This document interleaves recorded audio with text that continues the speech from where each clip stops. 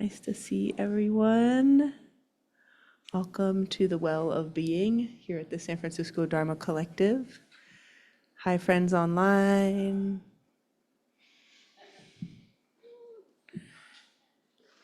We have, I don't know if friends online can see it so well, but we have a little bit of a special evening tonight. So Sunday is His Holiness the Dalai Lama's 90th birthday.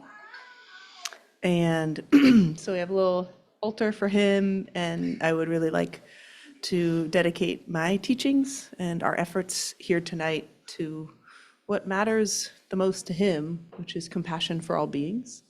So we are going to focus a bit, I don't know if anyone, trying to see if anyone in the room was here the last time that we did this book. No, I don't know, 2019, Mace, yeah. We read this beautiful little book by His Holiness the Dalai Lama, Beyond Religion. So I'll be pulling from those teachings tonight. And he really doesn't need so much of an introduction, but I'd like to say a little bit about who he is and what I am hoping we can kind of reflect on from his teachings and what he's been offering. Please welcome what he's been offering to the world. Not exactly 90 years, but kind of close, right? So as some folks may know, he was born in a very rural village in eastern Tibet and identified at an early age as this incarnate Lama. We can go into the whole story about incarnation at another point or during the Q&A, but suffice to say, his life changed profoundly from that kind of rural upbringing with his family to being put in the Potala Palace in Lhasa, which is this multi-story, beautiful building. And he was educated and, kind of brought up with the highest level education that you can get in the Buddhist tradition, which includes not just meditation and prayer and practice, but debate, inquiry, and so much emphasis on the cultivation of the inner qualities of compassion and also the stabilization of the mind. And His Holiness, of course, as many of his countrymen had the difficult experience of having, how can I say this? He's so incredibly compassionate and kind about living in exile. But I'll say in short that he had to go live in exile, as did many of the Tibetan people. And he did so at a pretty young age. He first met Mao Zedong when he was 11 years old and was hopeful for collaboration and compassion. Didn't quite go that way, and he made his way to India. And I think in 1950, just a little after 1959, 1961 or so.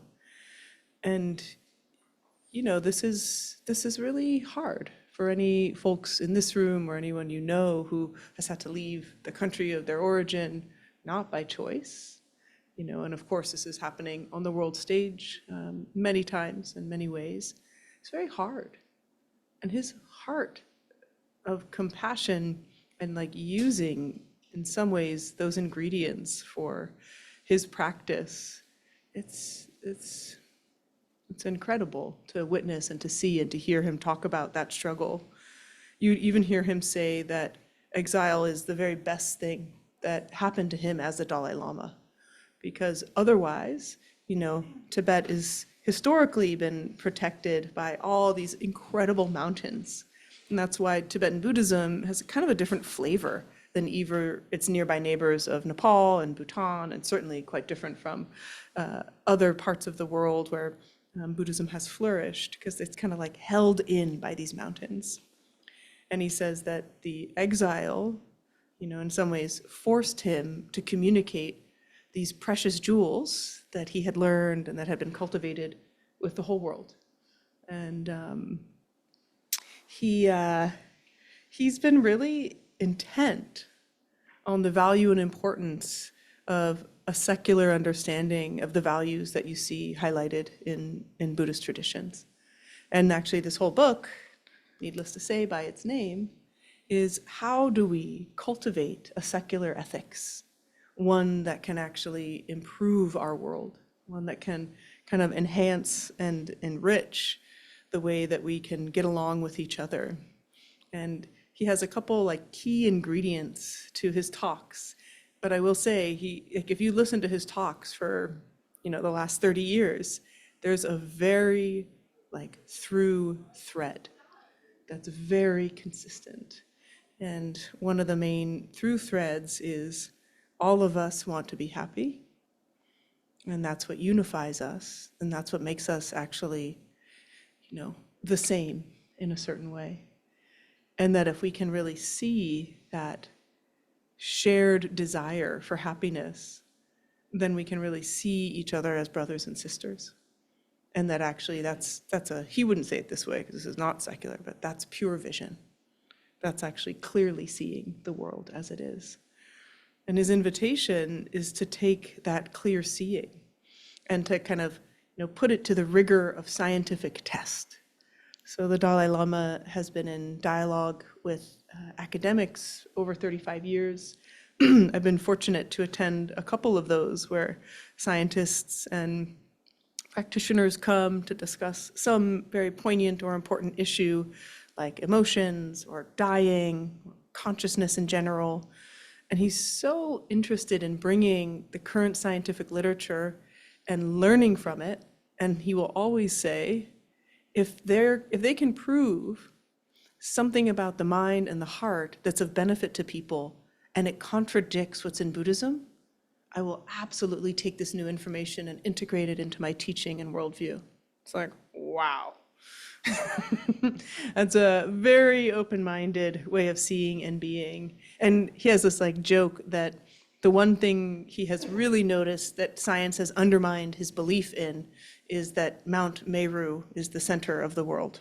So some of you may know that Mount Meru is in Tibet, and it's really in the Tibetan cosmology, it's the center of the world. It's extremely important. All energy and power comes from there. He's like, yeah, that's not true. And that's okay, even though it's in the literature.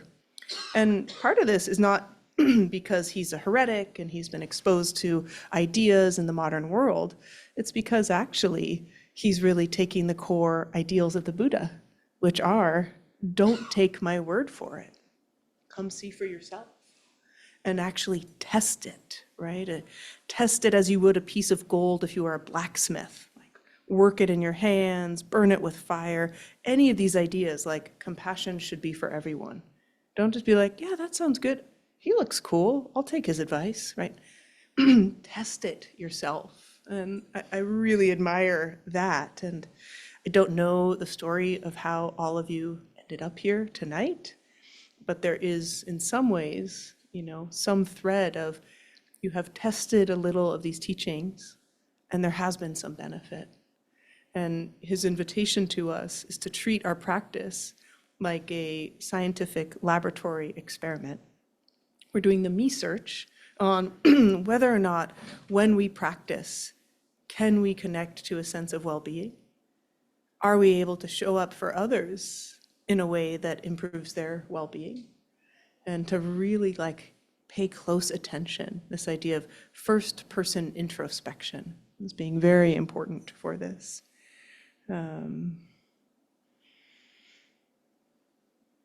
Yeah, and he often says, we all learn compassion as the very first thing that we know in life. That's not true for everyone. I've had students who I really respect, admire, and appreciate sharing with me that teaching doesn't resonate for them. Maybe there wasn't that stable person for them, right? But this idea that we as humans, we are dependent for many years, right?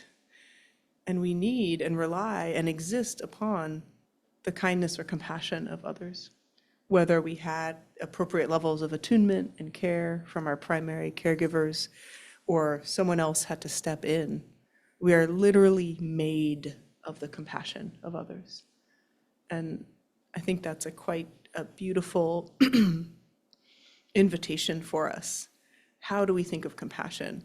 It's not this thing we need to generate or create or fabricate. It's already in us. It's why we are here. And, it is our true nature. And not our true nature because we're Buddhists and we believe that. It's our true nature because if you look closely and follow the research, we see the seeds of goodness, of altruism, of empathy and care, even before, you can spell your own name, right? So these little toddler studies, and, needless to say, toddlers are also tyrants. However, there is this kind of implicit movement towards caring for others. He also always talks about compassion as very enlightened self-interest. If you want to be happy, practice compassion. If you want others to be happy, practice compassion. Just this kind of this focus on compassion over and over and over, no matter what. So I just felt like tonight to honor that we could practice a very traditional form of a compassion practice together. And I want to read just a little bit before we go there.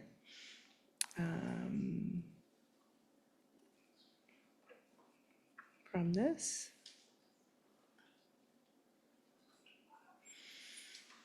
So he identifies here kind of the process and practice that we have to go through in being able to develop what he describes as an authentic, or you could say universal compassion.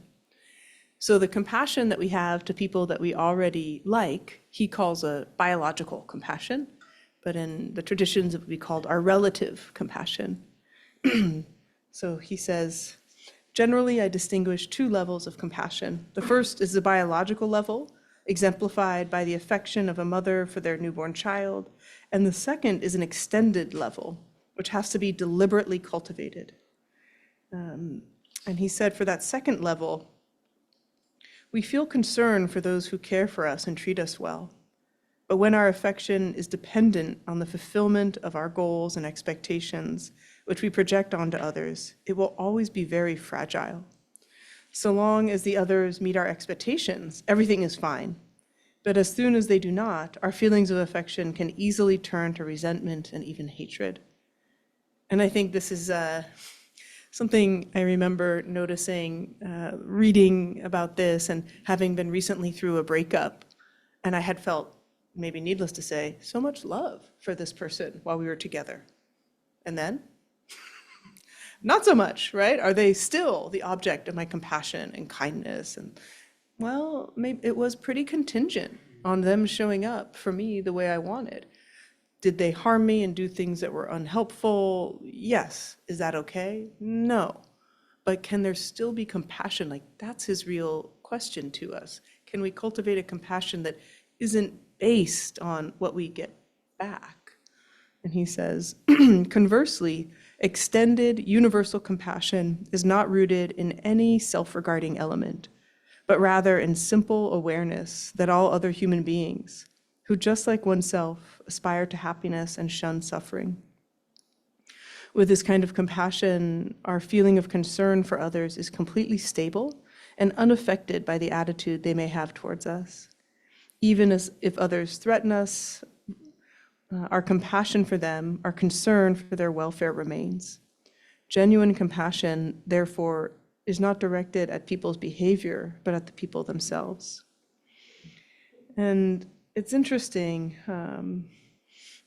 he gets what we're going to get into tonight. He really talks about the relationship of compassion and justice, which when people experience a resistance to these ideas of compassion, they're like, yeah, but have you checked out this world? Like, how should I have compassion for all of the atrocities happening in this world? And so I will leave you with a little cliffhanger to say that compassion doesn't mean an allowing or an acceptance or an endorsement. He also says compassion is the only sane way for us to have peace of mind. We can't actually control the world around us in order to create that. It would be really nice if we could, through our intention and effort, make the world a reflection of the way we want to see it, and the people respond in the ways that feels good for us, and for the global stage to be dominated by peaceful, loving beings, right? But since unfortunately that isn't the case, and he would argue it isn't the case because we haven't done the inner work, that the world peace requires every individual to do their work. We have to learn how to have compassion so that we can sleep at night. There's just like, it's a necessity. It's not a nice to have or sounds like a good virtue. So I just love like how emphatic he is on this necessity of compassion. Yeah, I feel so delighted to get to share a bit of his spirit and essence. He has been behind the scenes, it feels like running my life since I was 14 or so. And I'll share a little bit of my personal story in that way. But I feel so grateful in this lifetime to have been witness to someone who embodies these ideas and who extends these ideas and gives us an opportunity to imagine what like an Olympiad of compassion could be like. And even if we're just going to sit on the couch and watch the Olympics, we can still feel inspired, right, by those practices, because it's just outrageous to continue to promote nonviolence and love and compassion, no matter what. So we're going to do a practice that is this, classic extending of the spheres of our compassion. I bet many people in the room have done it. So to make it fresh, I'd like us to really kind of consider who we are going to practice for tonight. Sometimes we do practices of visualization, and it's like, oh my God, which person? There's so many people. Like we get a little like flustered in the moment. So we're going to practice for someone or even a group of people who it's easy for us to feel compassion for. Then we're going to practice to a group of people who we just don't know that well. This idea of like stranger is a tough one because I don't know, I've always found it a trickier delineation, but this idea of someone we don't know well enough to have strong feelings of care for. And then we push the boundaries further towards someone who maybe at one time was beloved to us and is now hard to us, or potentially was never beloved to us and has just always been hard. This could be someone we know in our life who we have to see. This could be someone on the world stage. I plea to you to kind of go easy on yourself. And yet, even when I say, like, don't choose the hardest person, like half of you are going to choose the hardest person, and that's fine. But it can be kind of hard to keep that ember of the true feeling of compassion, the quivering of the heart when it meets suffering, to keep that going when it's such a difficult person. So before we get going, I'd love to hear if anyone can share a couple of their people who are easy, people it's going to be easy to practice for. And before I do that, I'm not sure if I said, I'm Eve. Welcome, well-being. This is our community Dharma center, volunteer run, and we're just like outrageously rich with community here. And having folks to practice together here online is like off the chain tonight. Hi, a lot of folks. Nice to see y'all.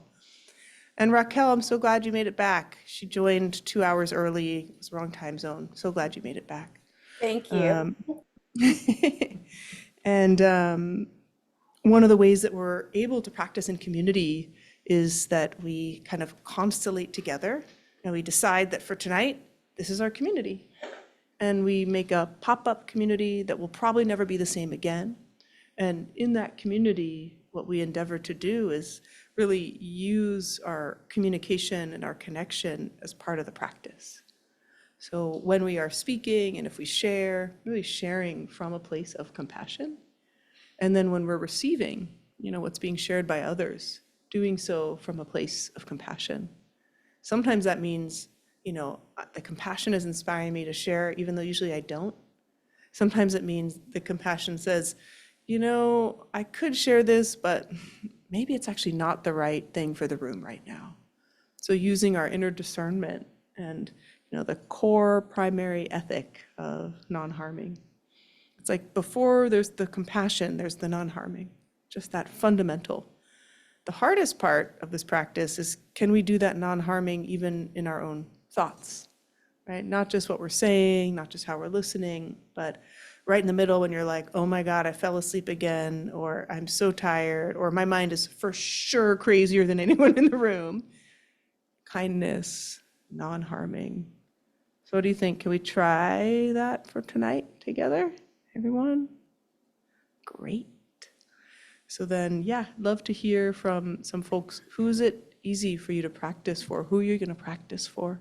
Why is it easy to practice for them? Yeah, great. I have a cousin who lives in Denver, and he's slightly older than me, and we sort of grew up together, and I really idolized him and loved him, and then and he turned, and he's kind of, these days he's kind of a jerk, and he's sort of, he's not only a sort of a Trump guy, but he's also, because we grew up together, we've got a lot of like, he likes to poke. He likes to find areas of vulnerability and go, oh yeah, you're so Buddhist, you're so, and yet, there's this great love I have for him. So it's, in a way, even though I, get mad at him, it's pretty easy for me to have a compassionate stance towards him. Thank you. Beautiful. Yeah, sure. I think I saw Mace. Was that your hand? Well, I was going to pass that across. Okay.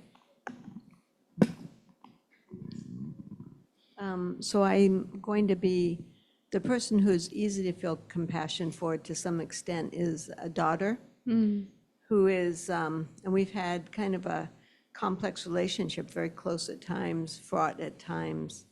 But I really benefit from going to a place of compassion because then I'm accepting them instead of wishing for differences. Yeah. And so compassion's really been helpful to our relationship. Thank you. Yeah. Compassion and boundaries. Hey, they are a perfect combination. Yes. I am. Great. Yeah. It's honestly more of a question. I wanted to ask you about compassion towards self, and if that's what we're going to practice tonight as well as part of this. That's usually like I'm going to spoiler alert, the last thing we practice for. Oh, interesting. Yeah. Yeah, maybe it's just more of a personal. I've been, as I've been cultivating the compassion practice, and it's, as you mentioned, it's all experiential, and it's totally fine that the method is going to be different. I find it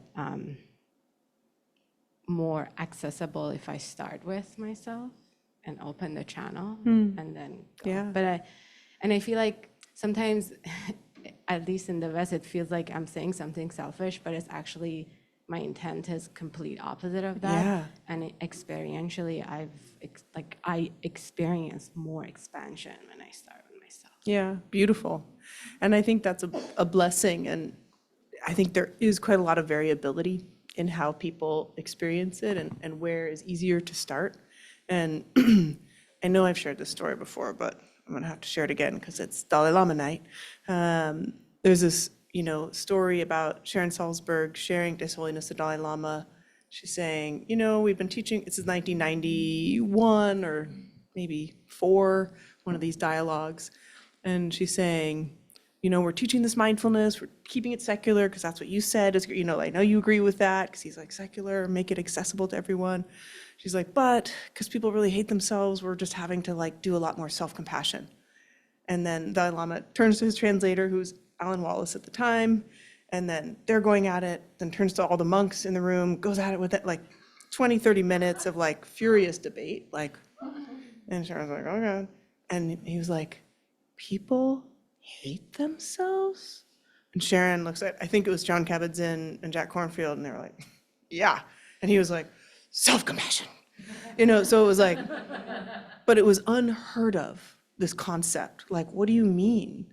And so that was different culturally. And we know from cross-cultural psychology that collectivist cultures and individualist cultures have a different sense of me, my, and I that can create actually more difficulty feeling like you deserve to feel compassion. So that's why in this method, it's kind of like, well, if even this person who's hard deserves it, boom, I'm definitely worthy, right? Like me, not because I'm special or unique, but me because everyone, all of us. But it's interesting, there's still some teachers who really recoil against the self-compassion piece. They're like, compassion already includes you. You don't need to identify. I completely disagree. I think it's so helpful and important. And if I got to be president of the world for the day, and I got to do one required practice for everyone every day, it would be self-compassion. So yeah, thank you. How about, this one's actually harder. What's a stranger you're gonna practice for? Like someone, it's gonna be someone you just like don't know that well yet, so you don't have strong feelings. They used to say neutral person. I'm like, that doesn't exist. Like if you've seen them, there's not neutral. We appraise, we are humans, we project, right? So who's a neutral person? Or sorry, who is a unfamiliar person? I mean, anyone you haven't seen in this room tonight works. So there's just like an example, like if there's anyone you haven't seen here tonight, that works. I have a crew. We just hired 4 new mental health staff for my team. And I was on all the interviews, but like, I don't really know them, and I'm Yeah. gonna be doing clinical supervision with them, and so Perfect. they're pretty easy. Yeah. To be stranger-ish. Yep, great. Noam, you got some? I like to do like the person at the grocery store who's Yeah. checking me out. You Yep. know? I mean, not that kind of checking me out. You can do that too. Yeah, because that's a practice I can do in real time. You know, Yeah. and if I remember, I try to do that when it's Yeah. happening. Dan and I got burritos tonight down the street, and the same guy has been working the register since I worked at SF General from 2005 to 2012. And his like presence is so sweet and bright. He's not unfamiliar, but I don't really know him, but it was interesting to see him tonight. I mentioned, I was like, wow. And yeah, just the unfamiliar, and yet like you can create that field. Yeah, beautiful. Okay, difficult? What are we thinking, people? Okay, My mother-in-law, who I'm about to visit. there we go. High level, but you're a practitioner. Anyone else? Difficult folks?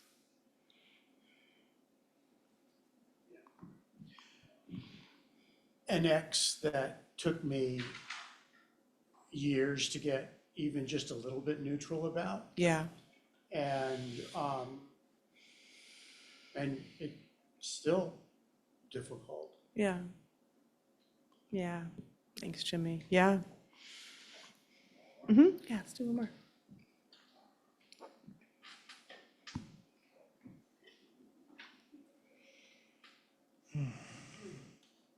So there's a guy that I had a problematic friendship with for a long time, like 20 years sometimes, where we didn't see each other. And then things kind of came to a head when we were in a band together, and he just could not accept anything that I played. It was very difficult to play with him.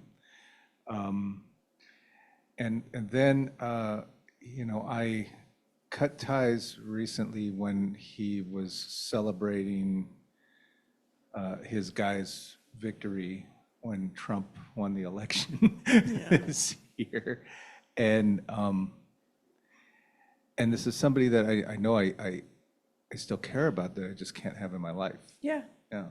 Beautiful. And I think it's so skillful to use compassion for people we love, but we can't actually include, you know? And we can have a lot of compassion for people and not actually engage with them.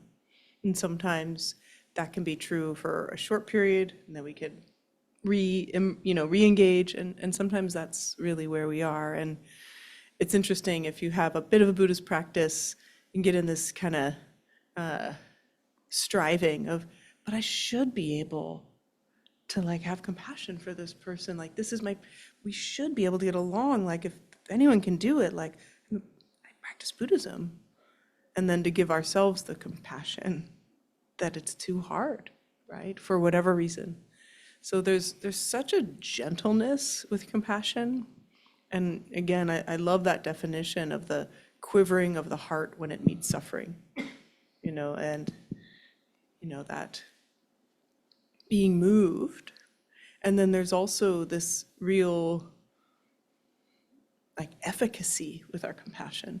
Something's happening when we practice compassion. It's not a wishful thinking like that guy is suddenly going to become someone different and you get along, but the efficacy of I am, really training this heart to be with difficulty without shutting down or blaming.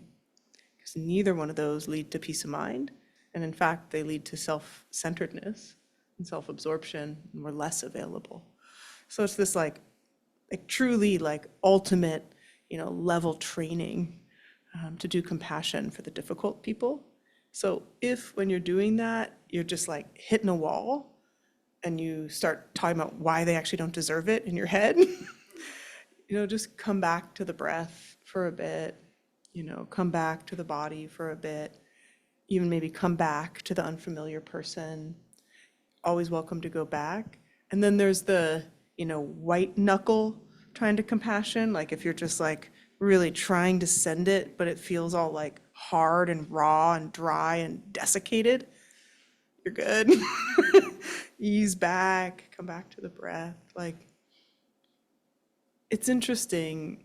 I know, I can't remember who brought it up here once, but when we are cultivating kind of the field of compassion, and we're practicing that, we get the opportunity for sometimes these like spontaneous arising of compassion for someone who we've struggled with for years. And all of a sudden they're there and we're like, oh. And so we don't need to force it. If it's not here, right, it's okay.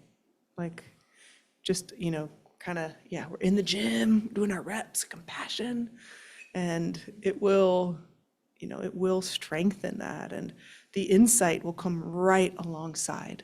So just trust that. So don't push too hard. And then since I happily spoiler alerted it, when we bring it to ourselves, same thing.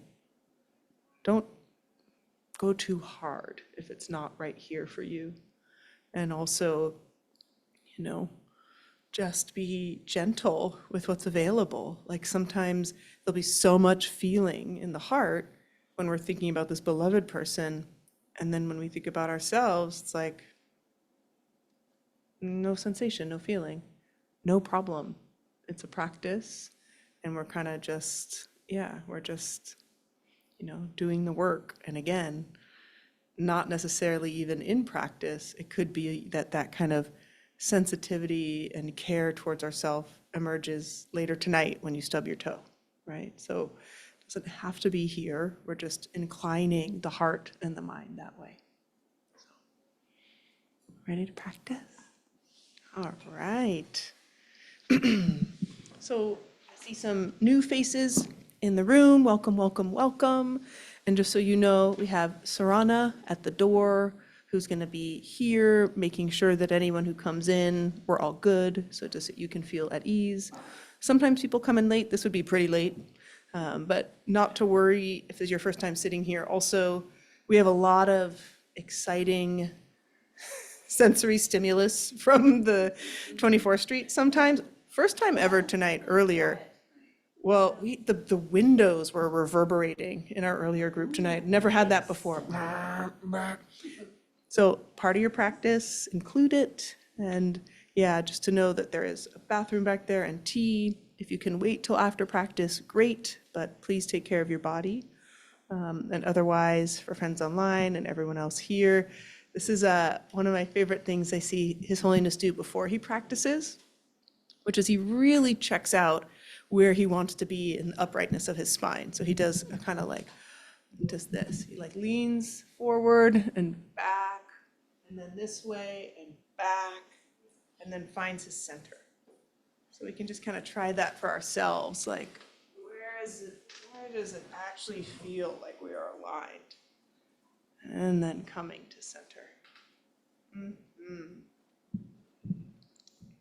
And then giving ourselves a moment to arrange a posture that feels supportive, and especially for compassion practice, a posture that really gives us a sense of ease, kindness. So if we need an extra cushion, or if we need to unbutton after our burrito, like whatever you need in your body and in your, way of sitting to feel supportive. There's still cushions and blankets around if you would like to do that.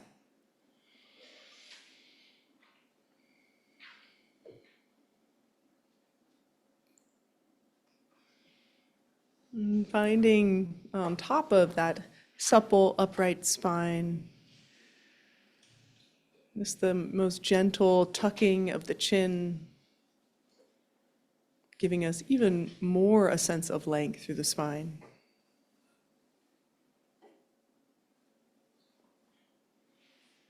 And you're welcome to have your eyes softly open, gaze downward, or to have the eyes closed. In whichever position, find a sense of real ease, real gentleness in the eyes.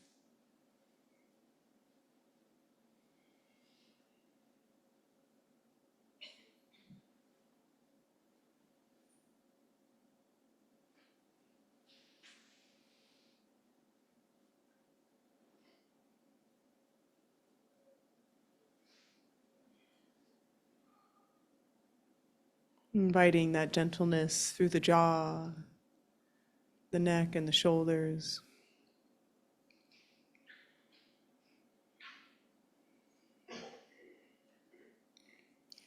There's a beautiful instruction inviting us to imagine the shoulders as though they are the wings of a bird.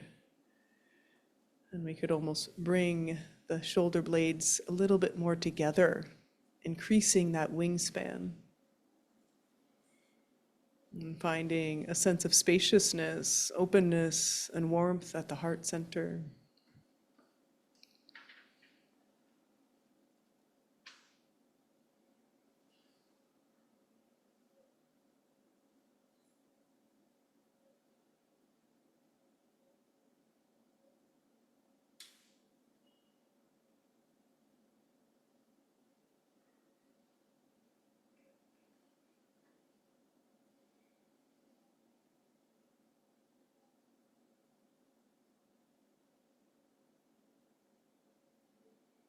And then finding a sense of stability right at the belly, bringing our breath all the way down to the belly. And doing a couple rounds here of this gentle vase breathing. So as we inhale, lengthening the inhale and gently pushing out the belly. And as we exhale, gently letting the belly release with just the slightest movement of the belly button towards the spine. And then again, inhaling and feeling the belly rise. A gentle push at the end of the inhale. Exhale, releasing. And drawing the belly button back towards the spine, not too much force, just a little. And starting again, continuing with this vase breathing in which we invite the breath fully into the belly. And then we invite the exhale to also fully expel the breath.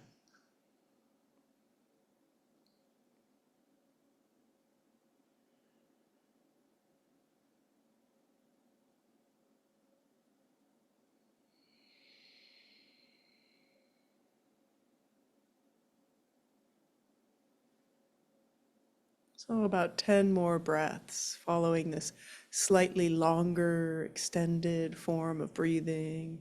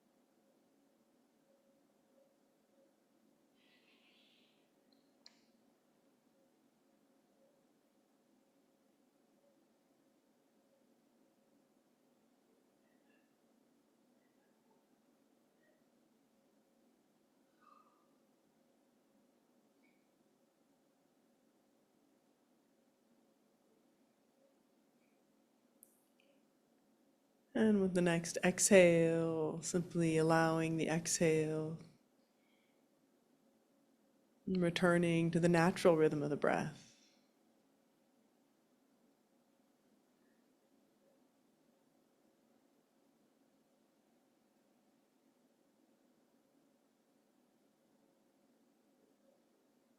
And giving our attention and awareness now to the body as we experience the breath moving in and out.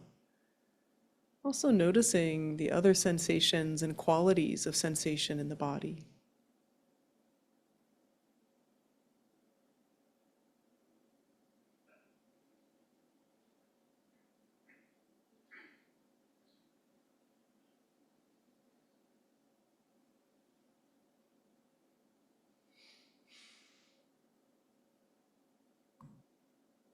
With curiosity and kindness, exploring maybe areas where there's tension or warmth, tingling, without trying to understand or make a judgment, just being aware of the undulating shifts and changes, these inner topographies and territories in the body.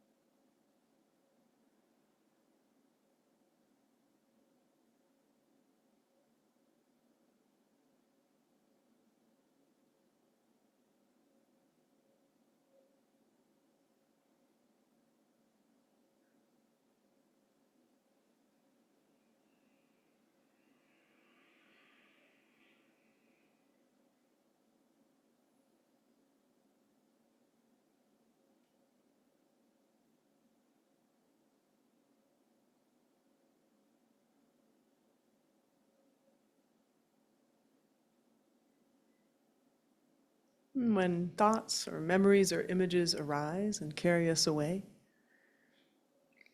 how kindly, how compassionately can you just relax, release whatever has captured your attention, and then return with a renewed sense of refreshment, vividness, interest, for just a bit longer on the territories and experiences of sensation in the body.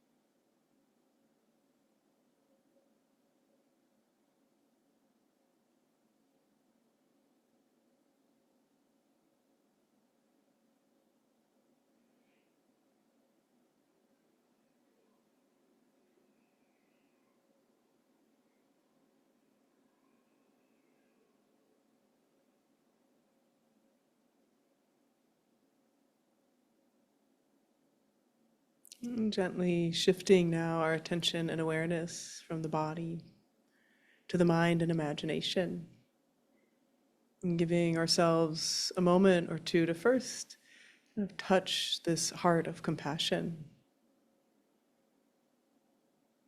And feel, sense, or imagine this body of compassion, this body constituted of the compassion of many beings who have allowed us to be here.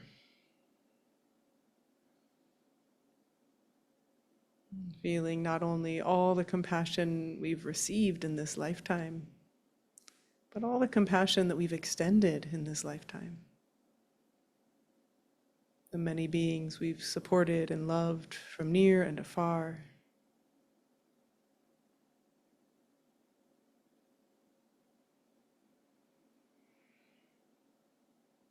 And though this heart has surely been broken, feeling that sense of reconstituting,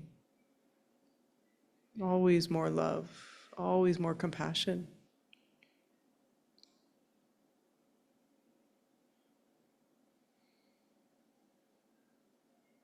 We could feel, sense, or imagine compassion as this kind of radiant warmth at the heart center.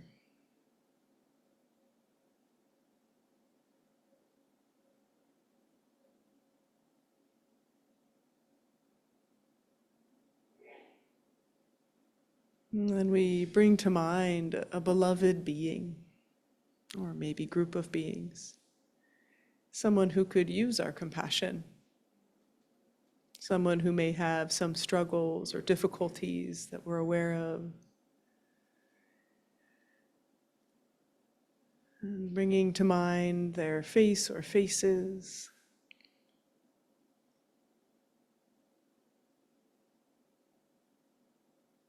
And maybe we immediately notice just this kind of hit, this sense of quivering at the heart, this desire for this being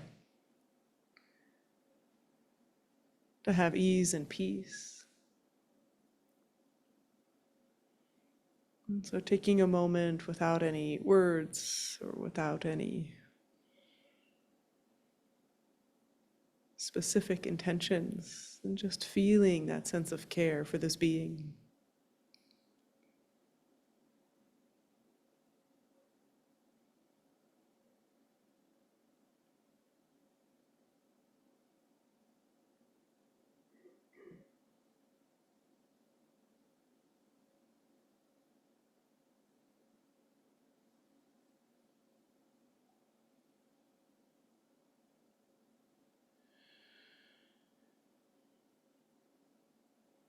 Keeping the face or faces of this beings vividly in mind. We now use our breath, and through the inhale, drawing in, imagining this being. And through the exhale, radiating this aspiration of compassion. May you be free from suffering and its causes. May you be free from inner and outer harms. May you experience love and belonging.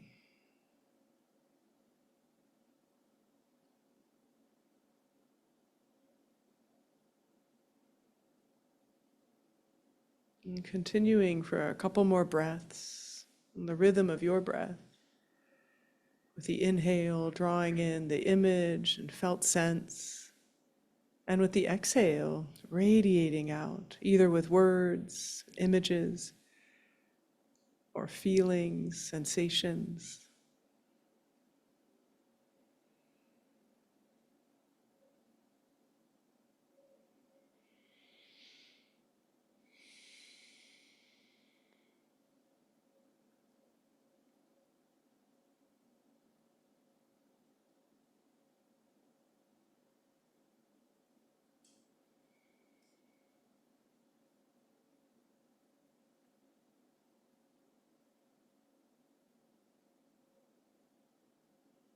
Two more breaths here.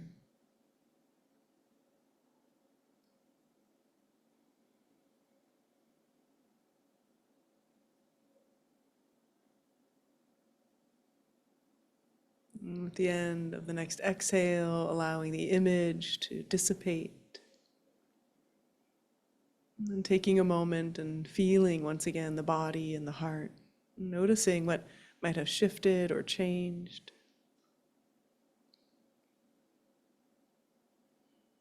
Feel, sense, or imagine this body, heart, and mind as body, heart, and mind of compassion.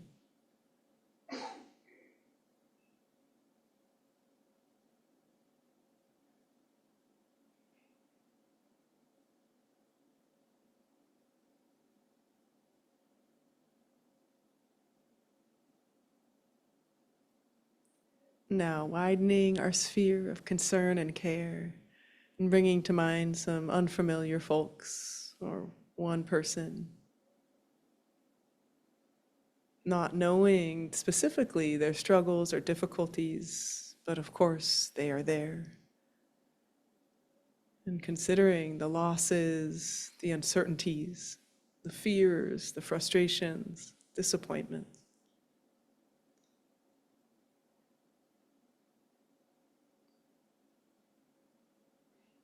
Can we ignite the same sense of care and compassion?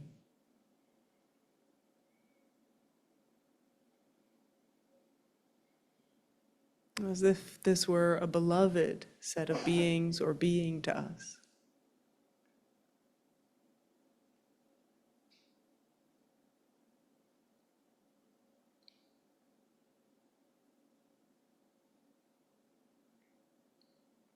And again, using our breath with the inhale, inviting in the image of these beings or being. And with the exhale, may you be free from suffering and its causes.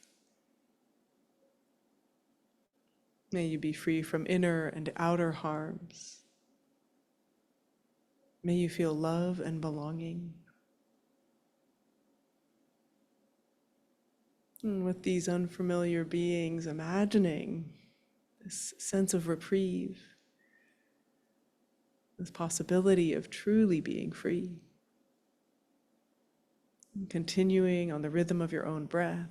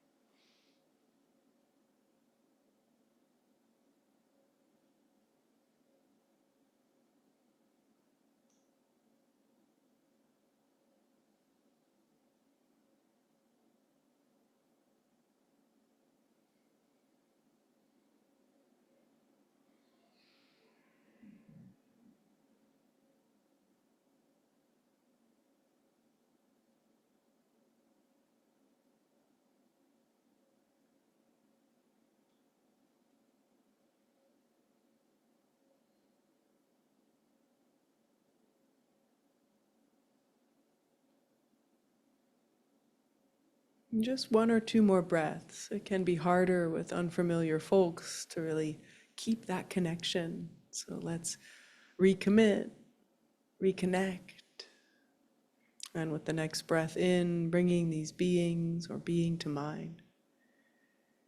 And then exhale, extending the radiance of the heart. May you be free from suffering and its causes. May you be free from inner and outer harms.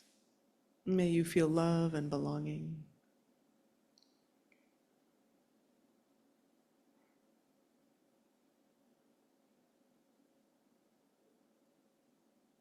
And with the next exhale, coming back to the body for a moment, touching in.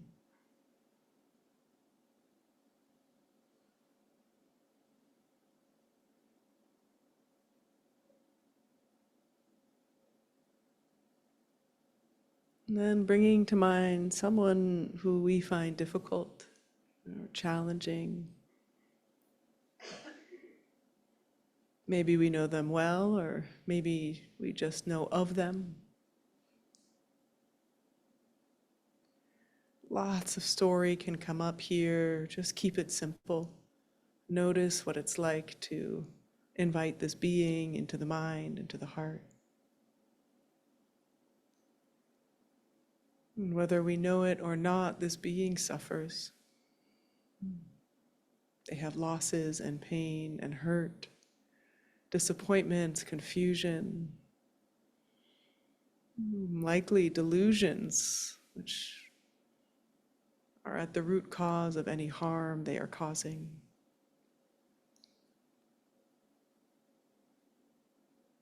Can we find that quivering of the heart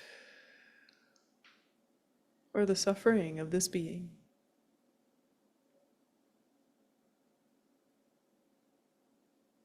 without needing to make them wrong and ourselves right? Can we simply see this precious necessity of compassion for this being,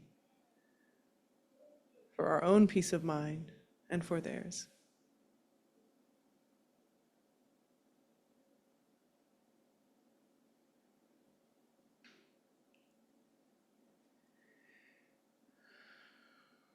And with our next inhale, drawing in that felt sense and image of this being. And exhale, radiating compassion. May you be free from suffering and its causes. May you be free from inner and outer harms. May you know love and belonging. Couple more breaths here. Holding steady with this person, free from story, extending the radiance of the heart.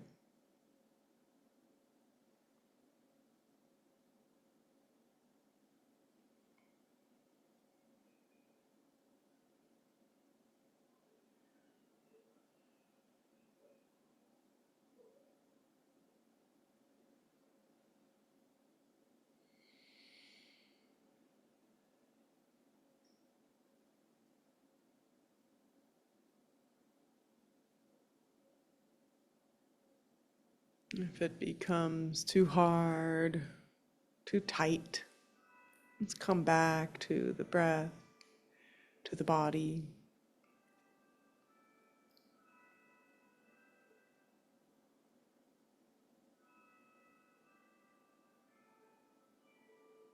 Just one or two more breaths here.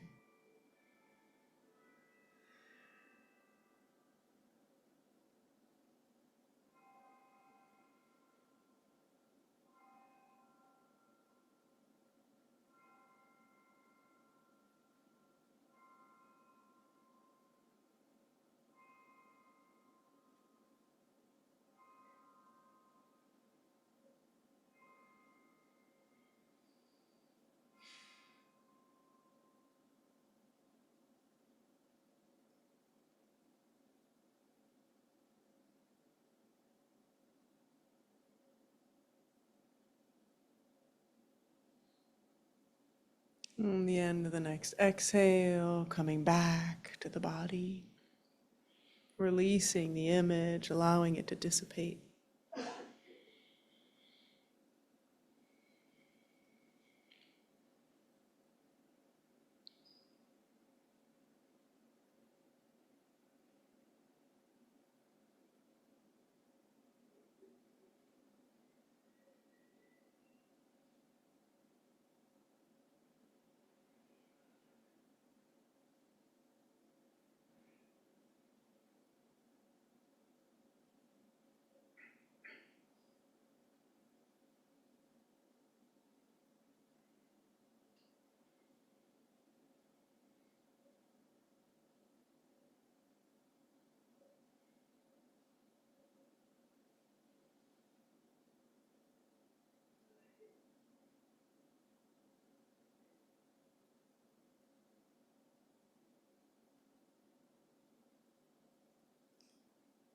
And then bringing attention and awareness now to an image of ourselves. Imagine we are facing ourselves. This could be today and how we are today. This could be an image of us when we're young.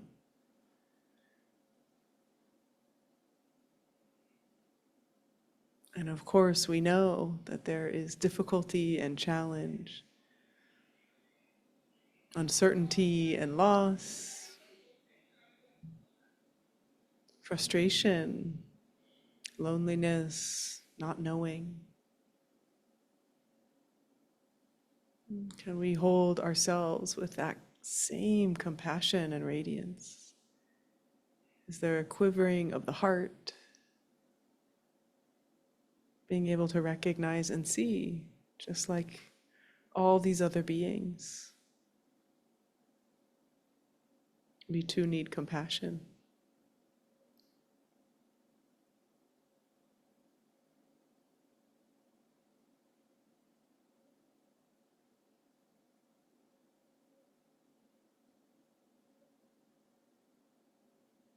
And holding this image of ourselves, imagining wrapping ourselves with the arms of our heart. And with the next breath, inhaling, connecting to this feeling of care.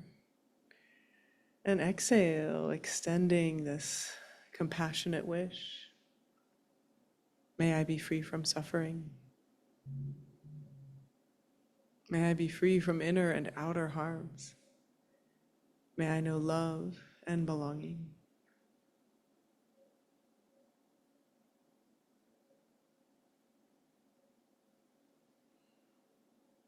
Couple more breaths here. And with the words that feel right. What is the wish of compassion, or maybe the feeling?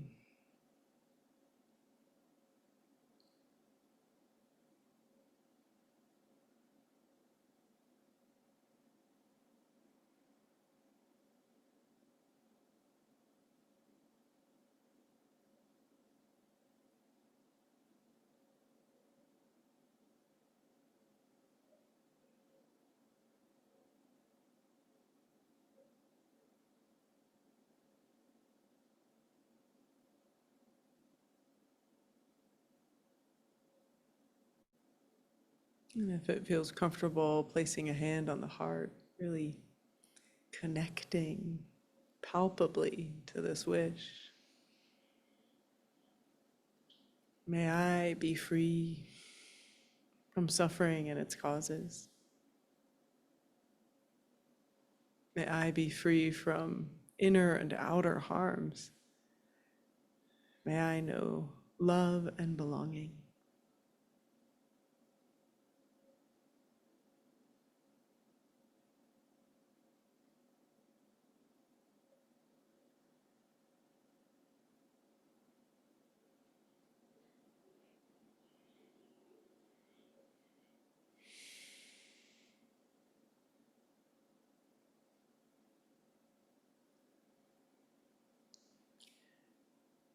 And then considering the possibility that we could break down any and every barrier that we have between ourselves and other beings. Imagine an unstoppable flow of compassion. And with our next inhale, drawing that in. And with our exhale, may all beings everywhere be free from suffering and its causes. Be free from inner and outer harms. May all beings everywhere, all beings of all time, as long as space remains, may all beings know love and belonging.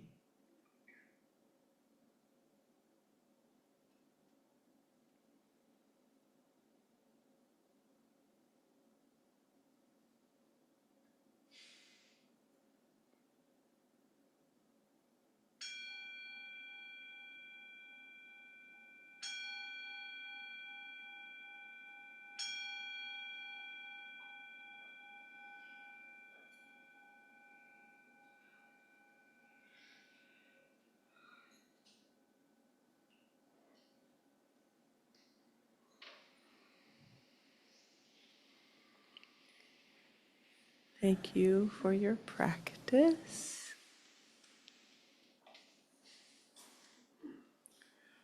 So we'll take a couple moments if anyone has a question or reflection that they'd like to share.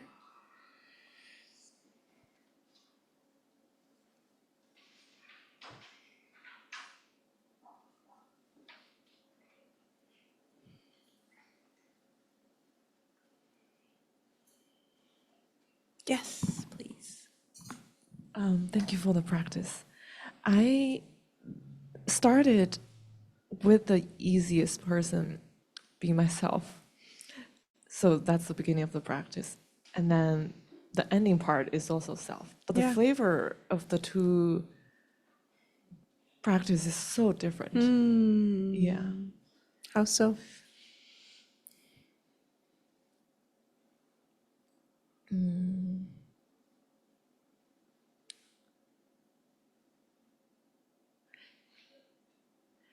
The first one feels like, oh, I have to practice for myself now. Like, this is almost like an obligation, like me doing it for myself.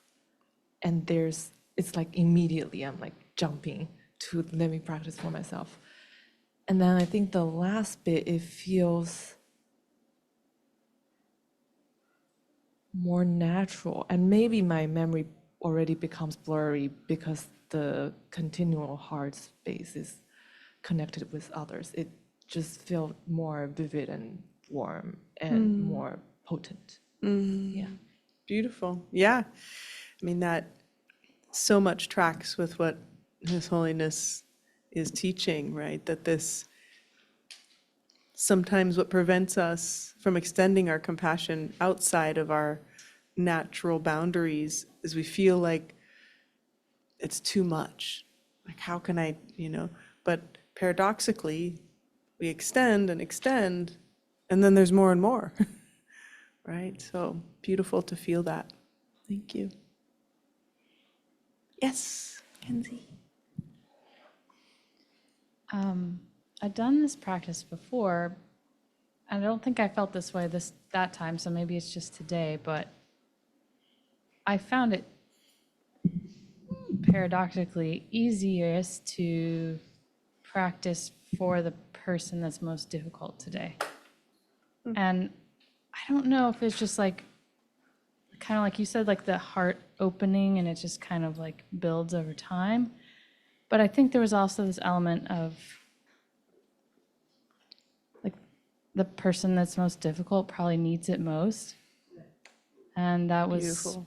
very evident today. Yeah, beautiful. And that's where the view of compassion, not just the practice, but like the view. Because it's when we really, get softened to compassion, it's like really hard to have difficult people, and for them to like be static, difficult. And I like see the softness in your face, and it's just beautiful. So thank you. Yeah. Yes, all the way in the back. So I found it really difficult to focus on one person for Yeah. each section. Yep. Okay, yeah. So I was just jumping through a bunch of people, and then I felt like it's really really intimate to just think about one person. And I don't know if that I like to analyze myself. So, future psychologist. I'm like, does that mean there's like a uncomfortability with like vulnerability or intimacy? And I was just wondering like what your thoughts were on Yeah. that. And what's your name? Sierra. So nice to see you, Sierra. I meet you. Yeah. Have you done this practice much before? Yeah. Not that you're not totally special, but that's why I kind of mentioned in the beginning, like it can be really hard to think of one person while we're doing it. It's totally natural and then we can also be like, this other person might need it more, right? There can be a lot of jumping around, just because there really are a lot of people in our lives who have quite a lot of need. And so that can happen. And then I love the kind of quality of your question of, is not being able to stick with one, is it like too vulnerable?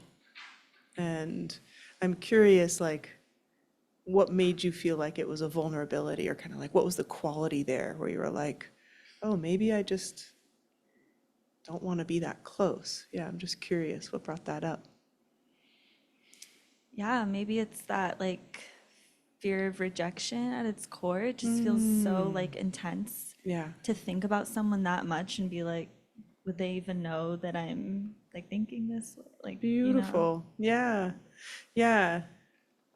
Yeah. It is a very intimate practice, and what was it like to do for yourself? Was there that was hard too. Yeah. Yeah. Yeah.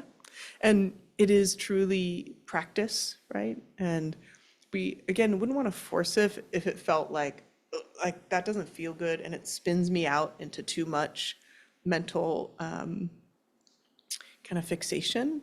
And I actually love this practice as a journaling practice too. And sometimes, especially if it's kind of making all of that proliferation of thoughts and ideas, you might want to journal first and then practice. So there's been like some time and energy.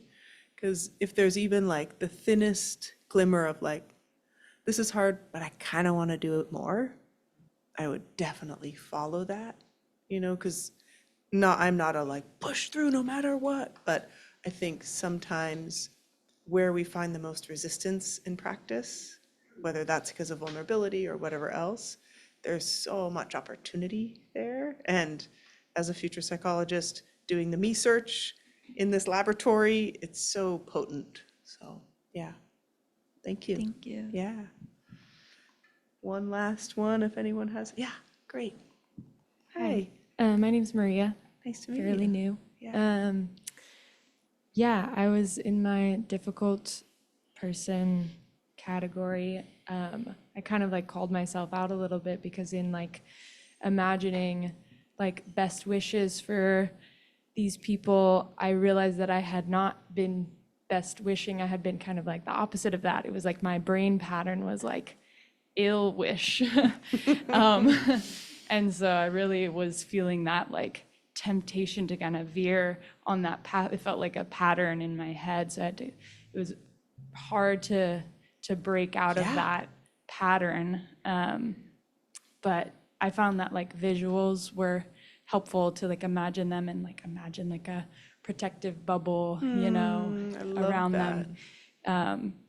But it was kind of almost surprising because I chose somebody that was hard for me, obviously. And I think that they're hard because I don't know them very well. They're like my ex's next partner. And so it's like, I don't know that person at all. That is hard. Damn. Respect. Wow. Okay. And so like for my ex is the person who actually harmed me. I know him. So it's like I can have compassion, but I don't know them. And yeah, it was really, it was intense and interesting that like the stories that I've made up myself were the hardest to like break away from. To like see them as a person instead of like an enemy. Yeah, beautiful. Woo!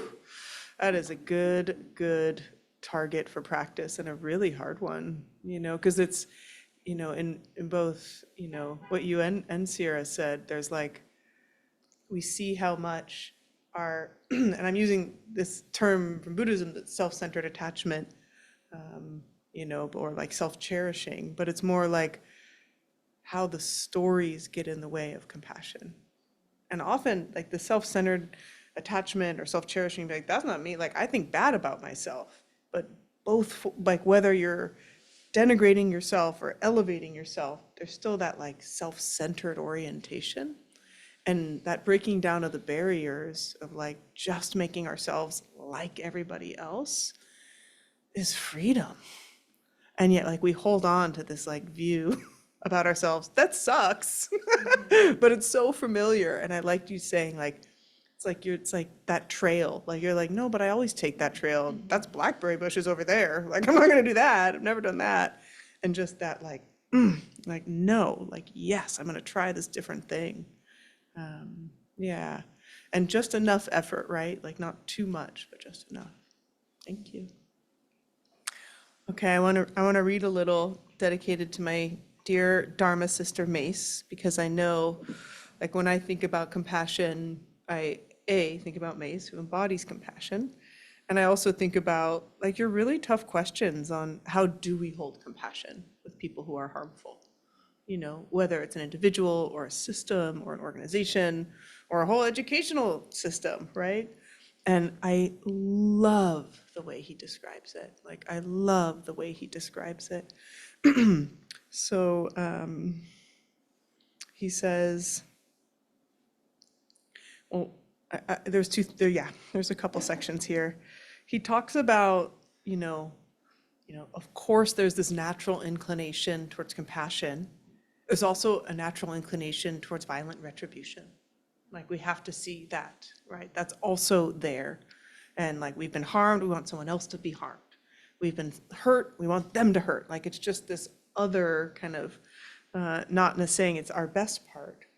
And he says, now I understand the violent retribution, reacting aggressively to an assault, for example, is something quite deeply rooted in human instinct. In this, we are not unlike other animals, which when challenged may even fight to the death. But the exercise of vengeance seems to be a particularly human trait, one related to our capacity to remember. In primitive human societies, revenge may have been necessary for survival, but as society developed, people came to recognize the negative consequences of revenge and the value of forgiveness. This, I think, is what it really means to be civilized.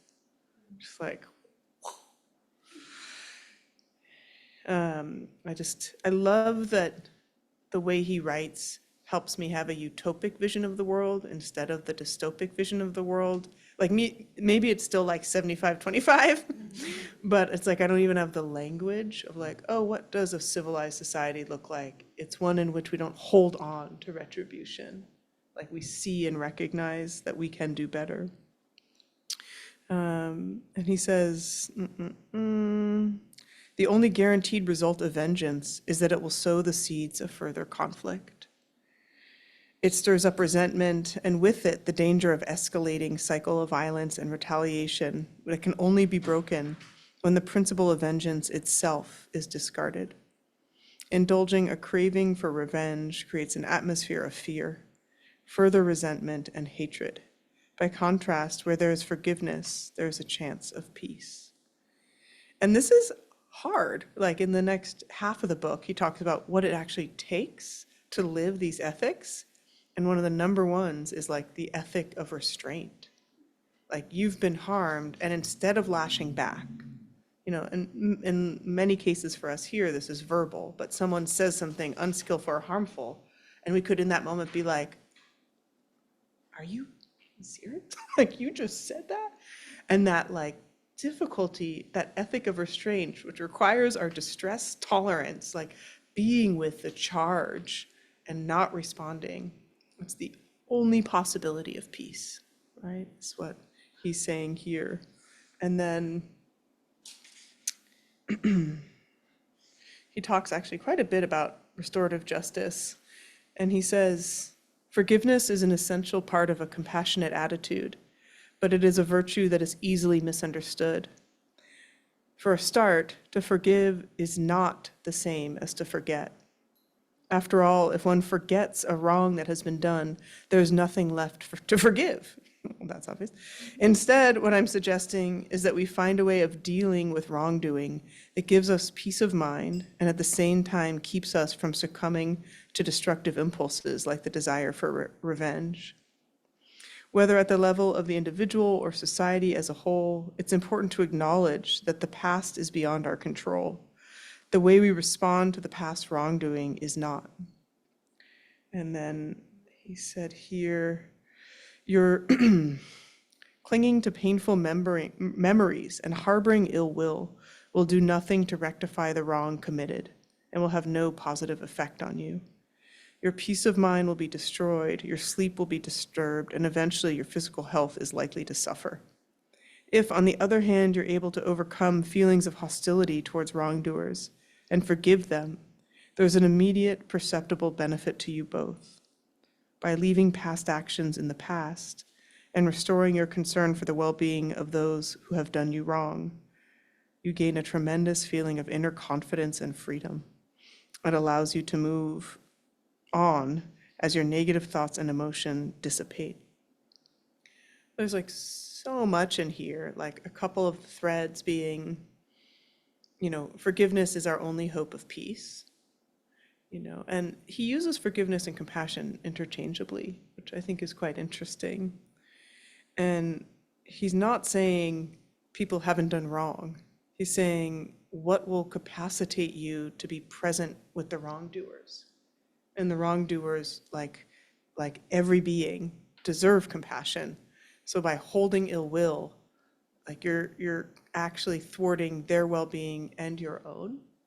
It's like getting tied up in it. And then what he really gets into is like when we are able to actually hold compassion, like Mackenzie's describing, like recognize the complexity and hold compassion for someone who has been difficult, harmful. It gives us a sense of like peace and confidence, actually. And this idea that leaving the past in the past and really having our concern with like the immediate well-being of what's actually here to do now. He had one other. He says, this is why I consider compassion to be the core principle on which an entire ethical approach can be built. It is from compassionate concern for the welfare of others all of our ethical values and principles arise, including that of justice. So far from where we are. So far. And, the other piece he really highlights, again, it's like if you've ever seen anything about the Dalai Lama, he talks about compassion, but you don't often hear about like these nuanced side, like how it relates to justice. And then he has quite a lot about the role of discernment, and that our compassion, we need to actually have like realistic clear seeing. He's using the word discernment here in replacement of the way that wisdom is often used in Buddhist contexts. And I think it's actually beautifully done. He said discernment plays a crucial role in generating our own personal level of ethical awareness. You really don't hear that term. Wish that one had caught on. Using our intelligence is the way that we come to understanding, and understanding is the basis of awareness. So ethical awareness, that is to say awareness of what will benefit oneself and others, does not arise magically. It comes from the use of reason. In this, education in ethical awareness is no different from any other kind of education. So this idea that we actually have to be clear on what our values are. We have to be clear on what the true kind of sources of harm and sources of benefit are for ourselves and others. And this clear seeing, right? So it's not just the compassion, the beautiful tenderness of heart, the quivering of the heart, but what are the actual causes of our suffering? And seeing those clearly. Without seeing them clearly, we can wish for the end of suffering for all time and make no progress. And that's why when we're sending and extending this wish of compassion, it's not just may you be free from suffering, may you be free from its causes, from its true causes. So that's the kind of wisdom piece. Oh, I knew this would go too quickly. I guess I just want to say that, I've had this outrageous good fortune to spend some time with the Dalai Lama, and my family has spent time with the Dalai Lama, and I can still feel like the presence of his goodness and what a transformative effect it has on people around him. And it is literally, it's like being bathed in sunlight, and the sunlight is love. And very much like that kind of Buddhist saying, it's not as though I feel like he sees me, I'm so special. It's like he shines and radiates that love like the sun on everyone around him. And it's really inspiring to embody and to see it embodied. My dad, as some of you know, is a research scientist studying emotion, and some of the ways I got to engage with His Holiness the Dalai Lama is through scientific research on emotion and creating an atlas of emotion. And my dad was intent to study this effect that the Dalai Lama had. And he was like, no, I'm just a humble monk, which is also like his number one phrase. Like, before you ask him any question. My dad struggled with intense anger his whole life. He had quite a lot of trauma in his early life and, escaped it by achieving, but the way it kind of caught up with him was this terrible temper, much like his own dad. who he, unfortunately never resolved with. And so there's this like, ironic emotion scientist who struggles with anger, not lost on me or him. When he first met the Dalai Lama, he had a lot of skepticism, like, who's this guy? Like, oh, my daughter's into him. Like, let's, I've been invited to this meeting. We'll go. She'll love it. I'll kind of phone it in because this is just some religious cult leader. And he was very surprised to discover that Dalai Lama had so much insight, so much wisdom, so much clarity, and actually ways to work with difficult emotions that were not known in psychology at all, not practiced at that time. And the Dalai Lama had this moment where he got to kind of hold the hand of my dad. We were just chatting with him during a tea break, and something indescribable happened for my dad. And for 6 months, he had no anger. No anger. And my mom's like, who are you? What? And I wish I could say that was the end of the story. But, because it was given to him through being in the presence of such love and goodness, there was like this healing. And it never went totally back. But he didn't apply himself necessarily to the teachings and to the work. And so the anger returned. But that story and that potential and being witness to it and then getting to work with him, I just think it's so fortunate that we've gotten someone on the world stage who embodies these qualities and whose like main charge in life has been lighting up many people, like millions of people he has inspired to do this kind of generous, compassionate work. And I feel so lucky to be one of them and to get to share that all with you here tonight. So let's do a little dedication of merit with His Holiness maybe in mind here. So if it feels comfortable, hands together in front of the heart, just in a gesture of offering. And dedicating the energy of our practice and our intention here together. Imagining that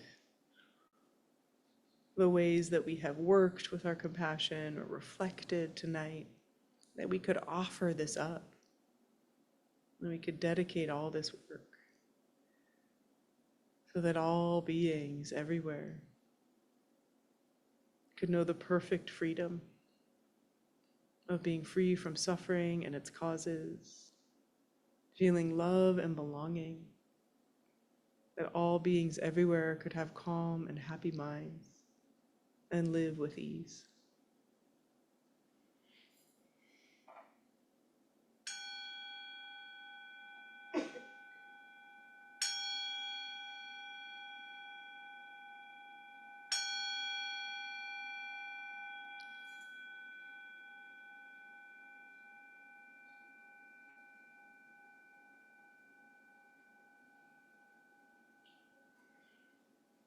Such a pleasure to be here with you all.